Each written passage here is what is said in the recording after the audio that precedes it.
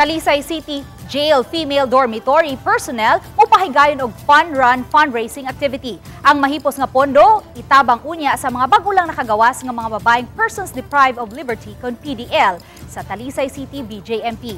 Ana ay 1 kilometer run, 3 kilometer, 8 kilometer ug 10 kilometer.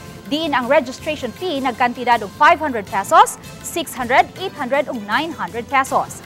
Ang rehistrasyon mamahimong online ug mamahimo usab nga motuyo sa ilang booth atol sa night market diha sa atubangan sa Talisay City Hall.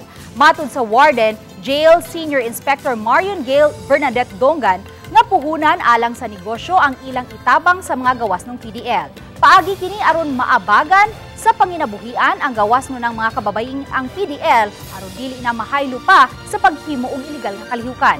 Mahitabo ang fun run karong Oktubre 27 apan ang deadline sa registration sa sunod semana na.